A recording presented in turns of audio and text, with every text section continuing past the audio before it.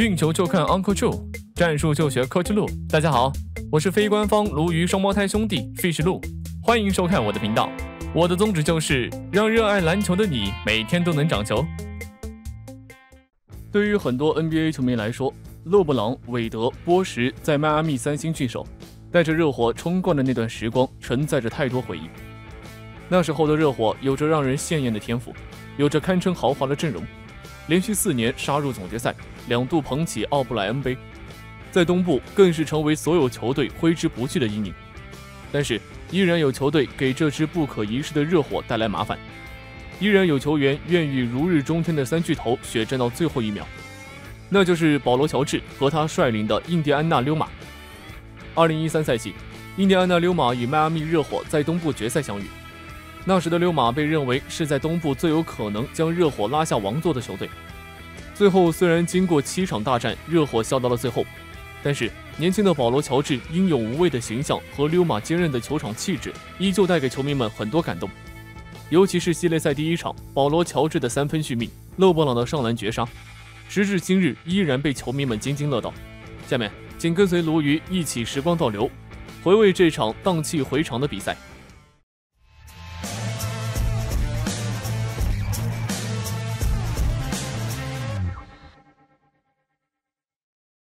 先来看看那时候两队的人员配置。热火方面，当打之年的勒布朗、韦德和波什组成的三巨头是毫无疑问的核心，搭配查尔莫斯和哈斯勒姆组成了首发阵容。而溜马这边，除了有嚷嚷升起的保罗·乔治以外，内线有希伯特和球风强悍的韦斯特坐镇，外线有乔治希尔和史蒂芬森。虽然与热火相比，溜马这边的首发球员星位稍微差了些，但也都是实打实的悍将。从双方的排兵布阵就可以看出来，热火主打的就是他们引以为傲的三巨头模式。这个阵容在进攻端，除了依靠他们个人超强的单兵作战能力撕开对手防线以外，在转换进攻上同样有着非常大的优势。那个时期，热火的经典镜头之一就是著名的詹韦连线，说白了就是2人同时快下，然后打出默契的配合，完成空中作业。而在防守方面，热火的外线防守是他们的优势所在，可以说几乎完全依靠天赋就做到了无限换防。热火的这种风格和打法注定是强调速度和机动性的，因为在首发5人中，除了波什身高2.11米以外，勒布朗2.03米，哈斯勒姆2.03米，韦德1.93米，查尔莫斯1.88米，是经典的1大搭4小。波什被推到了中锋的位置上，而为了最大程度的释放勒布朗和韦德的突破能力，拉开进攻空间就显得至关重要。因此外线投射必须足够令对手忌惮，所以热火阵中还有一个以雷阿伦为首的一中射手。而溜马这边，希伯特身高2.18米，韦斯特身高2.06米，2个内线大个子占据游戏区，对于以突破见长的詹韦2人来说是个不小的麻烦，所以两边的对垒从一开始就已经非常明确了。热火的目的就是要释放溜马的禁区空间，尽量通过挡拆和球的转移把溜马的2个内线，尤其是希伯特调动出来。而溜马最大的优势就在于内线上，无论进攻或者防守都需要内线球员发挥主要作用。比赛一开始，我们看到热火在侧翼位置频繁地利用波什的挡拆来做文章。波什的投射能力是靠得住的，他虽然出任中锋，但是不一定非要在很深的位置要位单打，中距离或者3分同样可以解决问题。这就给溜马出了一道难题，一旦波什通过挡拆频繁利用投篮制造麻烦，那么内线的希伯特是否要拉出来进行补位？如果拉出来，那么詹韦势必要对溜马的禁区展开冲击。很快我们可以看到溜马给出的答案，那就是坚决做到人盯人，不包夹不换防。即使是波什通过挡拆出现了投篮机会，那么希伯特也不会离开篮下去防守他。溜马充分考虑到了詹韦2人的攻框能力，因此除了韦斯特会适当拉出去防守波什的投篮以外，其余4人基本上是守了一个联防，在防守挡拆时会选择从掩护球员的身边绕过去追防，坚决不给突破的机会。进攻端，溜马的进攻思路更加简单，就是想办法把球调给内线的希伯特和韦斯特。毕竟相对于热火来说，溜马的内线就是他们的强点。希伯特虽然有时发挥不稳定，但是韦斯特的存在立刻让溜马的内线提升了一个档次。这2人都具有一定的中距离投篮能力，而且韦斯特在罚球线附近除了可以自主发动进攻以外，还可以突入内线，将球手递手分给希伯特完成进攻。也就是说，希伯特以篮下攻框为主，韦斯特稍向外撤，以半截篮终结进攻，或者与希伯特进行内传内。溜马之所以尽量选择避免在外线发起进攻，也是不想给热火通过夹击外线来制造转换进攻的机会。随着溜马队在热火的内线频繁制造险情，热火进行了人员调整，雷阿伦、巴蒂尔、安德森被换了上来。其中，雷阿伦的投射能力不必多说，巴蒂尔的底角三分也是看家本领，而安德森的作用则是更多的补充内线。反观溜马并没有因为热火射手的出场而改变了防守策略，继续坚决的1换1不轮转，因为一旦轮转换防，热火便可以再通过挡拆或者突破分球给底角的射手创造出大量得分机会。但是防挡拆不换防真的可以吗？还真的可以，原因在于希伯特，他镇守禁区时，不管外线乱成什么样，都不会轻易跑出来，所以我们会时不时看到这样一个画面。热火队员通过挡拆甩开防守人，直插篮下，面对希伯特的封堵，最终上篮偏出。可见溜马的防守策略是有效的，所以热火这边也做出了改变，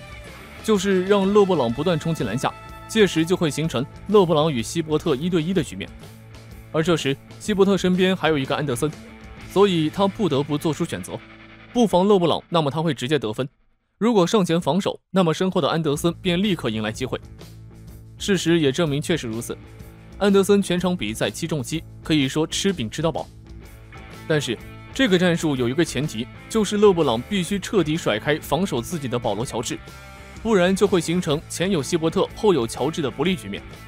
所以打挡拆时进行延误的人脚步必须要慢，不然乔治就有足够的时间追防。韦斯特就是最好的选择，让韦斯特盯防的人来为詹姆斯打掩护，这样在掩护的瞬间，勒布朗就可以同时甩掉韦斯特和乔治直冲禁区。总结这场比赛，热火的进攻就是建立在外线突破之上，同时通过挡拆和突分为射手提供空间或在篮下造杀伤。防守方面依旧贯彻最拿手的外线夹击。溜马队方面在进攻端就是主打内线，利用内线的个人能力或者内线之间的配合取分。防守上就是坚决人盯人，上线不夹击，不换防，不放突，最终靠内线的防守解决问题。这场比赛最终的结果大家也都十分清楚了。常规赛时间最后47秒，韦德命中，热火领先3分。随后在还剩7秒时，乔治高难度干拔3分，绝平进入加时。加时赛最后2.2秒，勒布朗接球后半转身直冲篮下，压哨上篮绝杀得手，为这场经典的比赛画上了句号。那时的詹姆斯刚刚拿下个人第3座 MVP 奖杯，在2008至2009赛季和2009到2010赛季，率领骑士连续2年拿到常规赛最佳战绩，个人也凭借出色的表现蝉联了 MVP。但是骑士却连续2年没有冲出东部，无缘总决赛。于是詹姆斯做出了著名的决定1，将天赋带到迈阿密。而热火队魂韦德在詹姆斯到来之前，有防守专家肖恩·巴蒂尔，有神投手雷阿伦，三分王詹姆斯·琼斯，最佳第6人麦克米勒和议员先生拉沙德·刘易斯组成的投射大队，以及和乔尔·安东尼等一众干将。可以说几乎队里的人都来头不小，这个阵容可以说对阵同期的任何一支球队都是有优势的。结果也确实是热火队获得了当年的总冠军。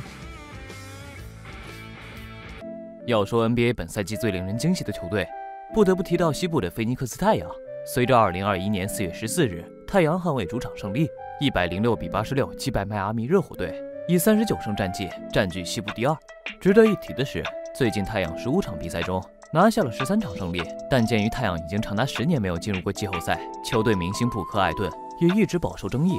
虽然布克的得分能力很强，但是还缺乏关键球能力。季后赛往往是最考验球星关键球能力的，你得分再强，被对手战术针对，对打不出效率，季后赛又能走多远呢？所以目前几乎没有人把这支球队标注在联盟顶级球队中。至于克里斯·保罗，他的关键球能力不可否认，但如果太阳将季后赛得分任务寄希望于这名35岁老将，这支球队也没什么未来了。但现在不同了，太阳的多项数据指标排在联盟前列之中，场均114.8分，排名联盟第6；27.3助攻，排名联盟第1；48.9%投篮命中率，排名联盟第2；60%的内线命中率和56.6%的24进攻命中率，皆排名联盟第1。即使现在太阳依旧不被看好可以争夺联盟总冠军，但不得不承认，其他球队已经无法忽视他们的实力。这支球队其实很具有特色。你们看今天的比赛结果，太阳以20分分差大胜热火，但球队第一得分手布克才12分，保罗和克劳德也只有5分，只有艾顿看得出来是首发水准，打出19分、13篮板高效数据，这样也能赢球。其实太阳这赛季不止这一场了，首发歇菜，替补带队赢球。那今天鲈鱼帮大家分析一下这支球队容易被忽略的闪光点。最重要的一点就是太阳主教练蒙蒂轮换战术体系。没错，他已经把轮换用成战术体系了。小伙伴们可以回顾一下今年赛季，伤病真的太多了，不仅仅超级巨星，连球队角色球员都伤了不少。我们再看太阳，首发保持超高的出勤率，还能保持基本无伤病。太阳也没有像勒布朗詹姆斯铁人般球员，首发场场打，还能保证不伤。你们看哈登，本来是没有伤病隐患的，因为欧文与杜兰特缺席，只能场场扛着球队前进。每场比赛出场时间不低于40分钟，硬是把腿筋累得一级拉伤了。而太阳能保持长时间球员健康，就是因为蒙蒂在比赛中会多次进行阵容轮换，甚至很多次对方球员首发还在场，比分也没有优势，直接选择5上5下的阵容轮换。没错，就是直接把首发全换下了。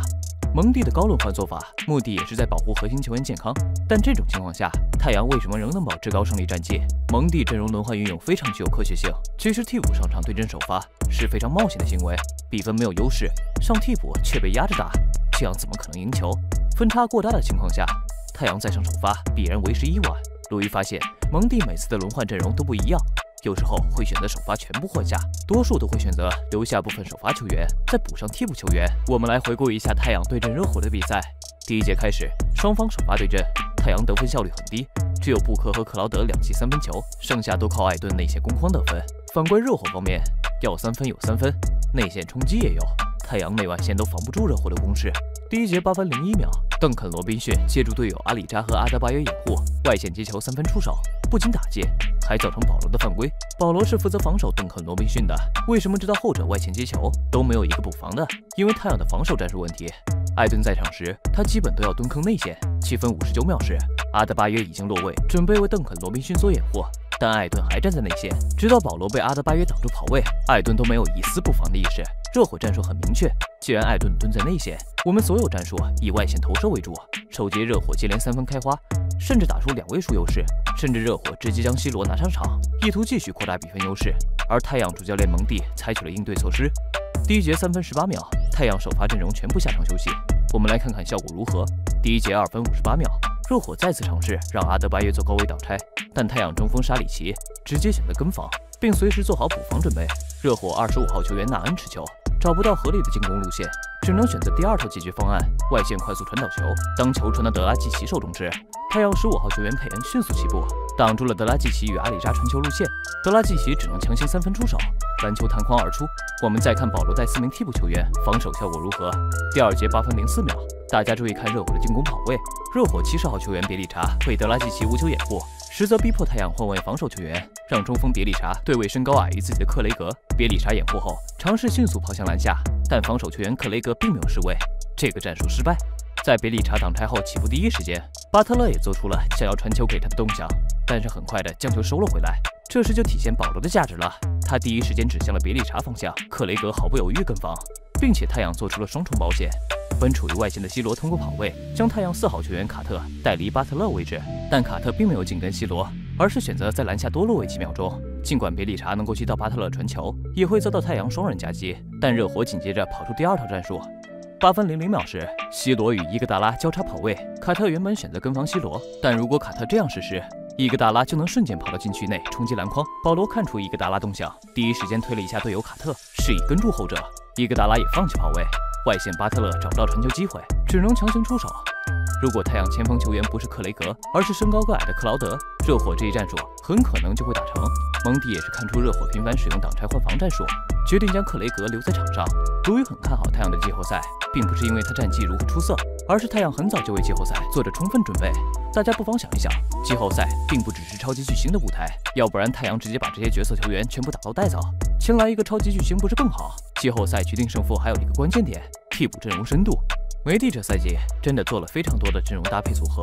赛季初就让保罗帮忙培养佩恩，练出组织控场的能力，并且让佩恩搭配非常多的球员，其中就有首发阵容。就像今天这场第3节末，太阳将克劳德、艾顿和布里奇3位首发留在场上，控场1号位球员就由佩恩担当，并且太阳已经练出替补最佳后场组合，佩恩加卡特，这套双人组完全不虚一些球队的首发后场组合，同时兼顾进攻防守。我们也看到了，太阳替补阵容面对热火首发也能打出非常好的效果，这样的替补深度绝对可以成为太阳在季后赛的秘密武器。没有非常出名的角色球员，但就是因为这几套阵容搭配的太合理了，太阳也是凭借这一点在常规赛保持高歌前进。当时的湖人替补并不是很出色，完全靠着詹梅隆3人组扛着前进，当时没有特别出色的替补，导致球队关键球员每一场都要消耗巨大体力。如果湖人有深度替补阵容，詹梅发挥会更加恐怖。所以说，巨星不可能一定是最好的。湖人前几天不是也是替补阵容，把篮网大半个首发轮番了吗？团队篮球永远是第一位，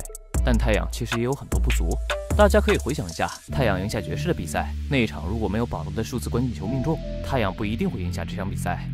保罗是提高太阳下限，而不是很彻底的改变太阳。上赛季太阳签来卢比奥，再加上主教练蒙蒂，就已经为球队打下传奇的团队战术体系基础。保罗则是帮助完善这个体系，决定太阳的上限就是布克和艾顿。鲁伊前面也提到了，超级巨星并不是唯一赢球的因素，替补阵容深度也不是。但当这两者都有，怎么可能赢不下总冠军？布克和艾顿开发出稳定的得分和关键球能力时，这支太阳才有资格加入总冠军争夺队里。2021年4月26日，勇士与国王的对轰大战中，库里拿到37分、7篮板、4助攻，勇士保住了主场胜利，距离西部第6名的独行侠只相差2个胜场。相比较库里的得分，鲁伊更在意库里的助攻表现。勇士本场得到117分，除了库里之外，得分最高的乌布雷也仅拿到19分。大家可以看一下勇士全员得分都非常相近，并且每个人都有贡献，多数靠着库里的功劳，哪怕没有直接的助攻。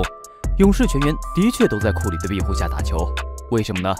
因为库里的无球跑位和对防守阅读能力非常强大。如果将库里的无球跑位为队友挡拆都计算到助攻内，库里助攻数轻轻松松上20加。说实话，鲈鱼已经找不到任何词语赞美库里了，那就通过对库里的分析表达鲈鱼对他的爱吧。毕竟也是总决赛把我打服气的男人。这一期鲈鱼就带大家深入了解库里的无球跑位挡拆战术，并且当国王针对库里无球跑位时，他是如何化解的。大家平时打球也可以尝试一下，还是非常好用的。勇士在第1节比赛就安排库里通过无球跑位为队友创造机会，这不仅仅是通过库里带动队友得分，当国王无法放任勇士其他球员得分时，这也是库里的机会。双方球队人数都是一样的，当勇士球员通过得分制造相当大的威胁，留给国王只有2个选项：继续包夹库里，放他们得分，或者等库里持球攻框再包夹。首先是由库里和莫尔德挡拆掩护开始，莫尔德外线接住库里的掩护，跑出3分空位机会。外线持球的维金斯见到队友成功制造投篮空间机会，毫不犹豫将球传出，后者接球3分出手，有点可惜，篮球险些命中。这球功劳归属于库里的无球挡拆。什么是无球挡拆呢？2名球员都没有持球情况下，其中1人为另一名队友做掩护，让他摆脱防守球员的跟防，迫使对方防守失位，也是一个很容易撕裂对方防守阵型的战术。就像这一球，库里从后场跑位时就一直看着莫尔德方向，路易猜测库里在向他传递一个信息：兄弟，我来帮你掩护了，你准备好跑位。我们看到库里把手放在他的防守球员身上，将他锁死在自家身边。当底线莫尔德开始跑位同时，库里迅速后撤了一步，挡在了莫尔德与他的防守球员之间。不仅如此，库里身后还有一个鲁尼，为其做第2道掩护大门。不得不说，球队老大的资源还是非常深厚的，随便一个挡拆都要跟着小弟。而勇士这一回合的战术也是成功帮助莫德尔制造外线机会。小伙伴这时可能会有疑问，国王的24号球员为什么不帮助队友部位防守莫尔德呢？如果他跑到莫尔德身边，留给库里的就是无人区的篮下，库里就可以接球来一记战斧暴扣。这一球当国王中锋跟着鲁尼来到高位时，留给国王的只有死局，这球只能祈祷莫尔德投丢，没有别的办法。结果还真给投丢了。库里说没关系，我再给你制造一次机会，否则今晚你的爆米花就是我的了。就像这一球，继续由库里莫尔德无球挡拆开始，底线的莫尔德跑向库里，借助后者掩护，成功将国王球员甩在身后，直接反跑冲进国王篮下，接球上篮得分。你们看鲁尼，本来都准备好帮莫尔德做2次掩护，谁曾想他跑到篮下去，选择一个更加稳妥的得分方式。看来库里场下没少抢队友的爆米花，不然莫尔德也不至于连3分空位机会都不要。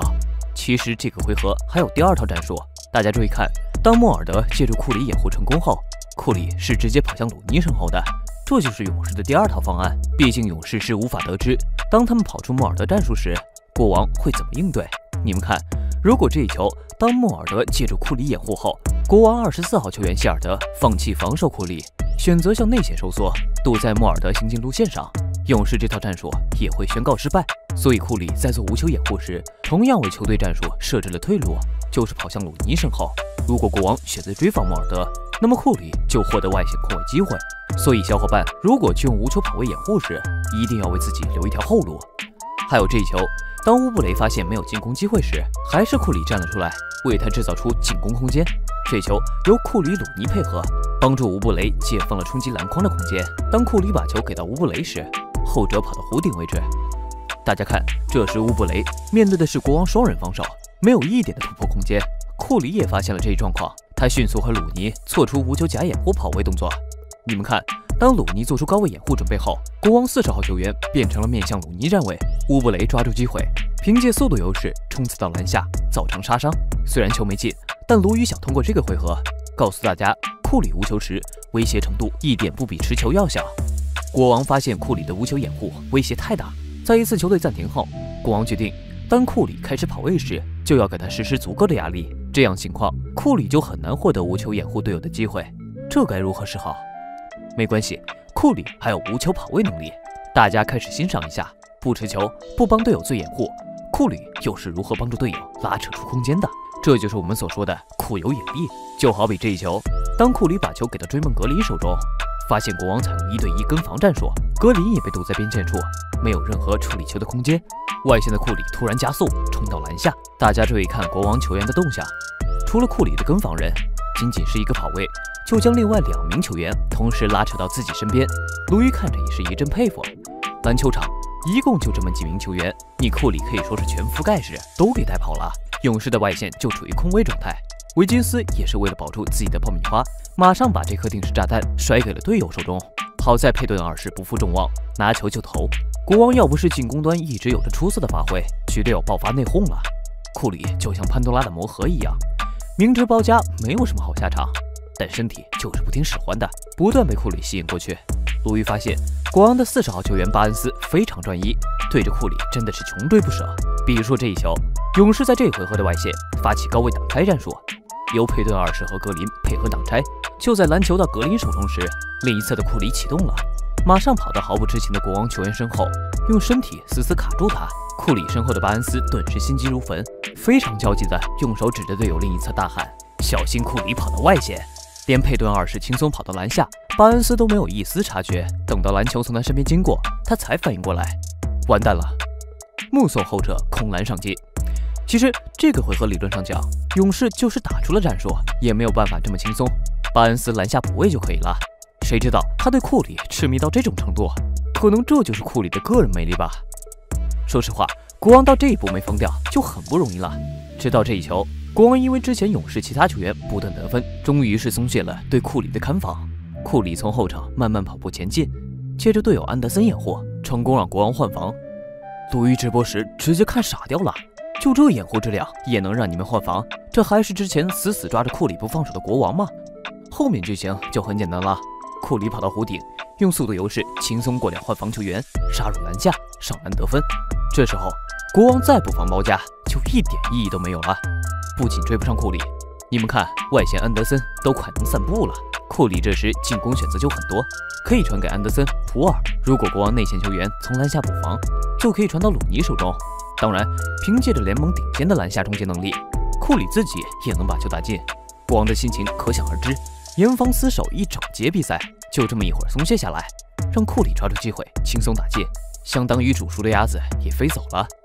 目前的勇士的进攻体系确实离不开库里的保护，如果没有库里的无球跑位牵扯，凭借目前这些球员的自主进攻能力，勇士场均得分可能都上不去100。自从科尔把乌布雷放在替补席，勇士整支球队表现可以说大不相同，有些以前勇士的影子了。至少他们现在是一支团队，也希望勇士球员不要辜负库里的付出。鲁豫祝愿勇士可以以全员健康的阵容征战联盟季后赛。今天太阳与快艇的第二战，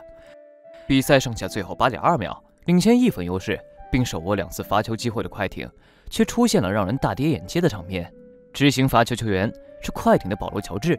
本次系列赛他的罚球命中率高达89%。就当所有人要以为太阳只能将希望寄于命中3分后，将比赛拖入延长赛之时，保罗·乔治的2罚不中，太阳看到了一丝翻盘的可能。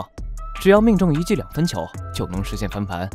太阳迅速用掉最后一个暂停，伴随观众海啸般欢呼声，他们想亲眼见证这支球队能带来一次奇迹。布克接球，面对快艇双人包夹，找到底线空当的布里奇斯。很可惜，奇迹没有发生。唯一能让太阳感到安慰，球权仍属于他们。但比赛时间仅剩下短短的0.8秒，0.8秒可以做到什么呢？这几乎宣判了太阳的死刑。然而最后一次发球，克劳德找到向篮筐全力冲锋的艾顿，空接暴扣绝杀快艇。至此，系列赛比分来到2-0。就让鲈鱼带大家回顾这颗完美的空中绝杀。太阳主教练蒙蒂到底画了个怎么样的 ATO 战术，以至于每名球员赛后采访都在称赞他的水平。先将比赛回推7秒，保罗·乔治2罚不中后，太阳第一次绝杀回合。先告诉你们，这一回合的结果是由太阳25号球员布里奇斯投出这一记绝杀3分。但这并不是蒙蒂本意，相信大家可以注意到这个细节：布里奇斯借助布克掩护后，计划从左侧跑出去，但他被拉住了。雷奇将手放在他手臂，硬是将其拉到自己身边。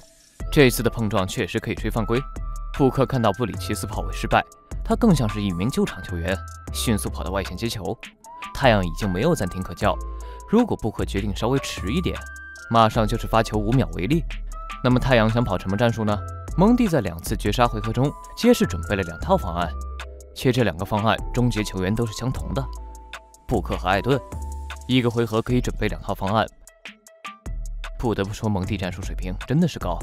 我们来看看战术是怎么设计的。先将目光聚集在布克，布克在挡拆时有一个细节，直到挡拆结束，布克的手依然放在雷吉身上。明明挡拆已经结束了，布里奇斯跑位失败，这样做的用意是什么呢？蒙蒂为布克准备的是错位单打机会，他想让布克对位防守更弱的球员。我们来看布里奇斯借助挡拆后，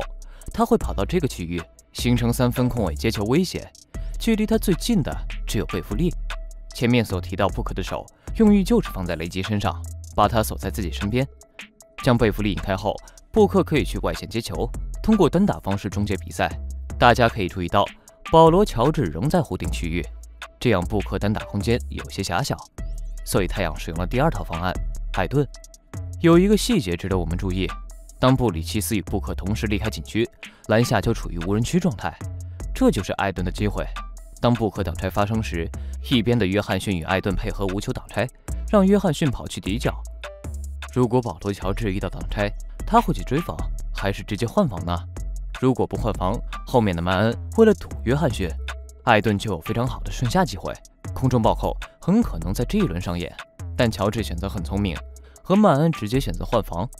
我们可以看，当约翰逊将乔治带离弧顶，布克单打区域就出来了。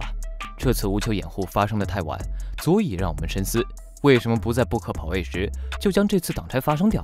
蒙蒂在赌泰伦卢将所有注意力放在布克身上，赌他没有交代清楚，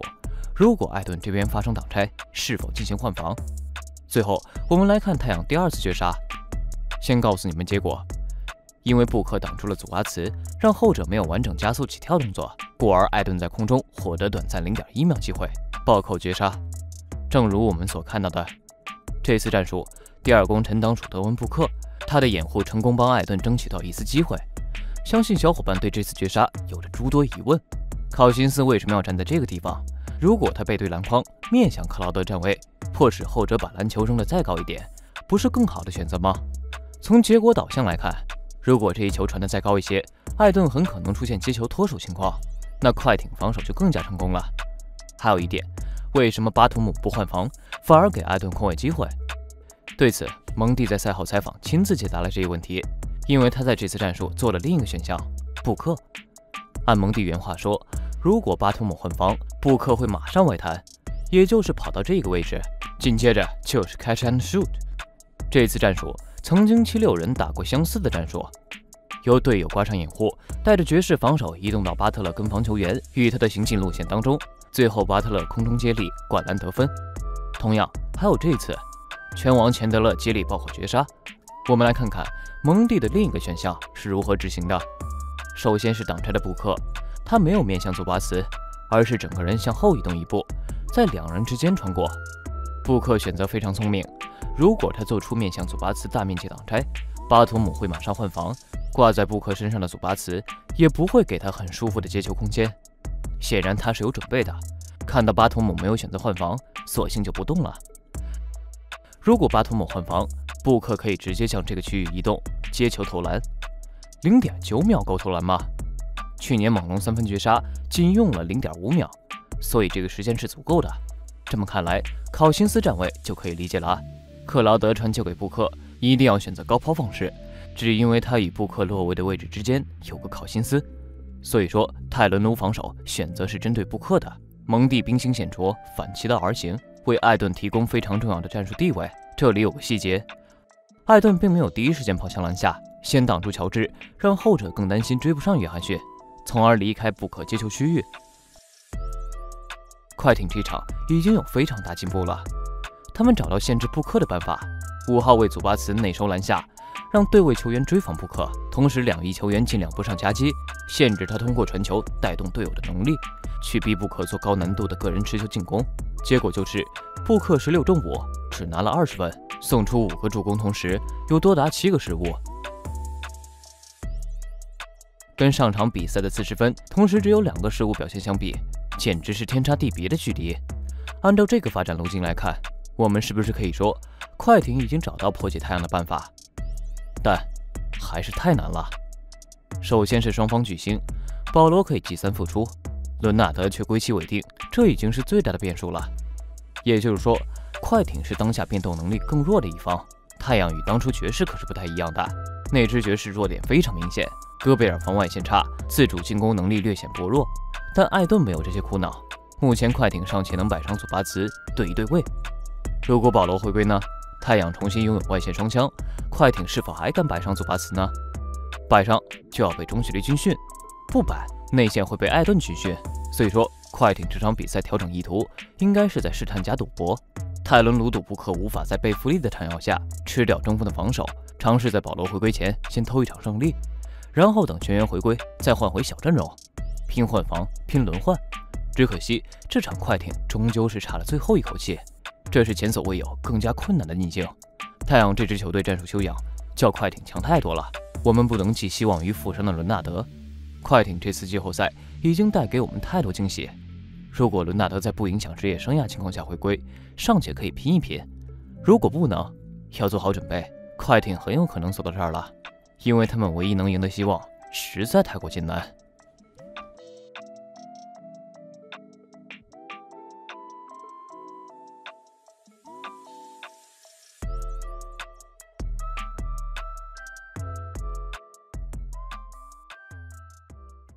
以上就是本期影片的全部内容了。如果你还没看够，想要了解更深度的战术分析，那就点点订阅，卢与我期待和你一起涨球。